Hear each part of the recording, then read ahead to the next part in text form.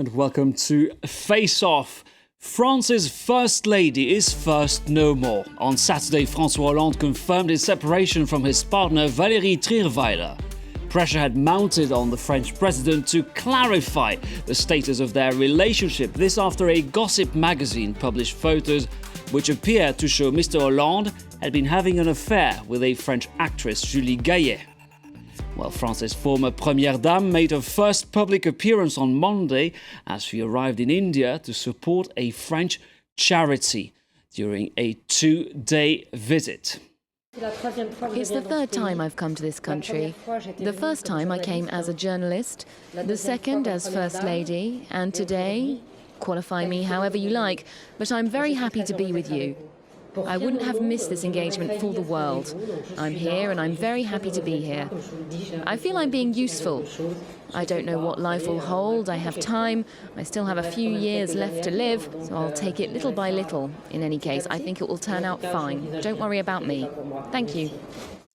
A new life there for Valérie Trierweiler. Well, joining me on this set, Philippe Turle. Welcome to Face Off. You're a journalist with RFI, Radio France International. Always a pleasure to have you on board. Also with us, Marc Dean. Welcome to Face Off. You're a journalist with Bloomberg News.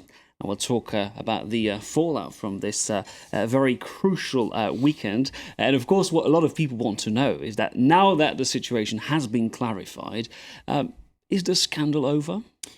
Well, I think it had to be clarified. We couldn't carry on in this situation of not knowing exactly what the position was. And President Hollande, at his famous press conference, which happened 3 days after the announcement or the revelation of these photos, said that before he left for the United States early in February, he would clarify what was going on. So this week we had the clarification with this very dry and rather macho announcement from the Élysée Palace that I have decided to end the relationship that I had with Valérie Trierweiler. Well, they weren't married.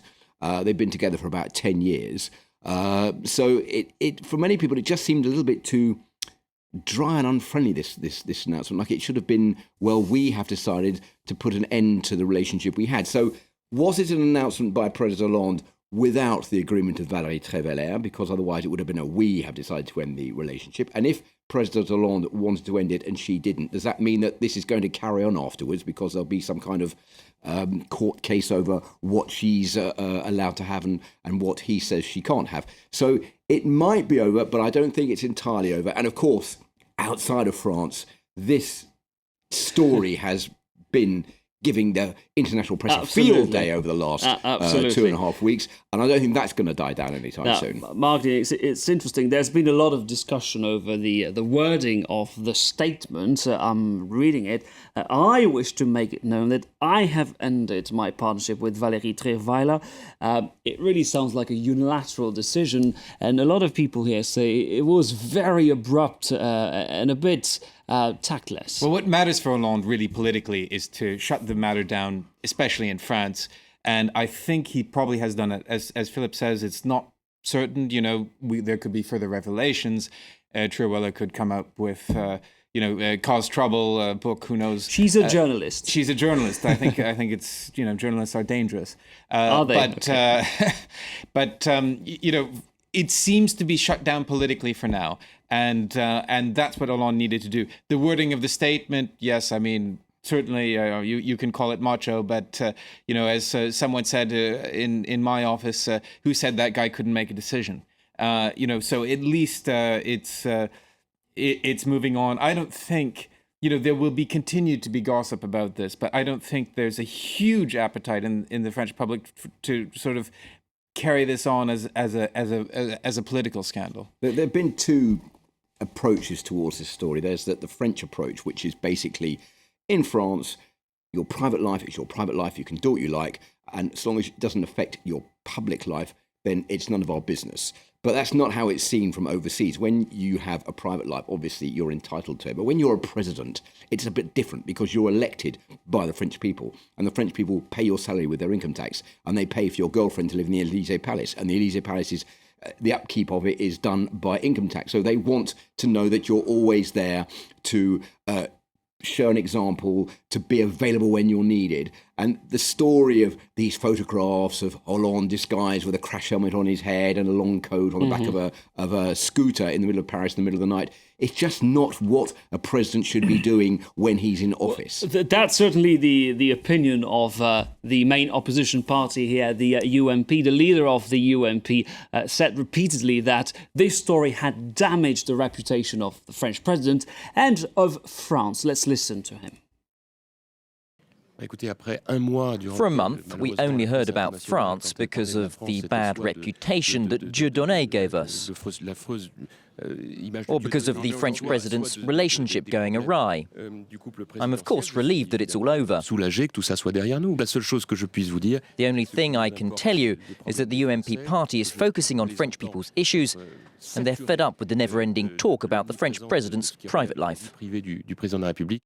Marc, if you look at the polls, what do we find out? Has the reputation, has the popularity of Hollande suffered as a result of this scandal? We know that he was already very unpopular before these revelations. Well, yeah, I mean, the answer is no. I don't think, I think it does change people's perception of Hollande a little bit. But, the fact is Hollande is having a slight bounce in the polls anyway. The polls that have come out... Ironically, I mean, honestly, I don't know. It's how much you want to link it to the whole affair question is, a judgment question. But I don't think it's just that. I mean, Hollande, was quite low in the polls, and he's made some political moves, early this year, which are perhaps turning things a little bit. And perhaps he was in for a bit of a bounce anyway. But the fact that he is rising suggests that this affair hasn't brought him further down. I think it's important to say about Copé, Copé's a bit of a rabble-rouser. He's never seen a cheap shot that he didn't want to take. And, he's not representative. We haven't seen, all of France's opposition on the left or right coming out and attacking Hollande for this. In another country, it would be quite different. Now, another consequence, François Hollande made it clear he doesn't want a first lady at the Elysee anymore. Are the French ready to have a bachelor president? Oh, I think that is not a problem. I really don't think that is a problem. There was an opinion poll in Le Figaro this week, which I think said 85% of French people didn't really think that was a problem at all. A lot of French people don't understand what a first lady actually does. There is no clear status There's no here clear for first ladies. First lady role that is written in stone that she has to do. In the past, when you've had Daniel Mitterrand, Bernadette Chirac, even Carla Bruni Sarkozy, they've all got involved in humanitarian or charity work, created an association in their name to raise money. The most famous one being the Yellow Coin charity by Bernadette Chirac, which she still runs today. But they've just been basically the accompanying person with the president. But the president is married to the French people. So the French people are like their spouse, if you like. And I think the First Lady sort of feeling very romantic today, takes a sort of side role. Well, you mentioned Bernadette Chirac, the wife of former President Jacques Chirac. She was on the radio last week, and she told, surprise, that Nicolas Sarkozy will be running in 2017. Let's listen to her. I'm not allowed to tell you. But he told you.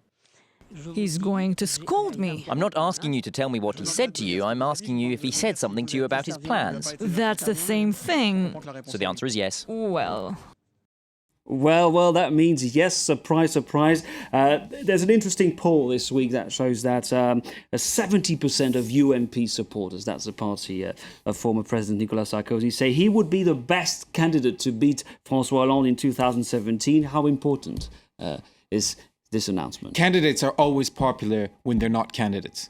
And, because Sarkozy is not in the middle of the fray right now, it makes it very easy for him to be popular. I think that's probably true. A lot of the UMP militants do want Sarkozy back.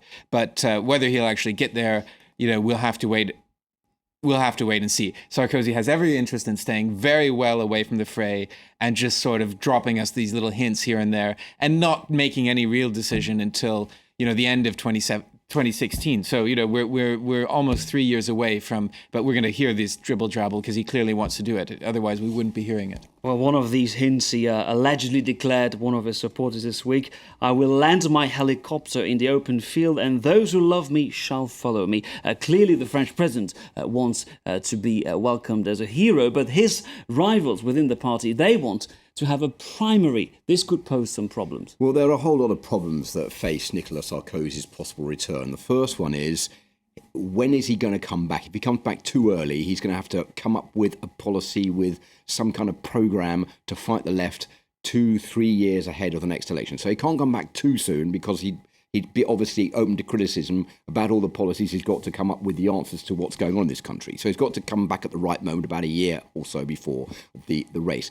In the meantime, within his own party, the UMP, there is a split between several different party members who themselves would like to run for president next time round. Now, what might happen is that if Sarkozy does come back, they might go out as distant candidates because they're so determined they would like to run. They've been, like Copy, for example, who we heard from a little bit earlier on. There's also François Fillon, the Prime Minister, under Nicolas Sarkozy, the two main candidates who would both like to run for president. They don't really want Sarkozy to come back. So that's going to cause trouble. And the other thing is, OK, a huge majority of UMP militants may be in favour of Sarkozy, but do the French people really want him back? And I think what people don't tend to remember, especially within the UMP, is that he actually did lose the last election. Right, because the French love to hate their presidents. If the election was held today, Hollande versus Sarkozy, who would win?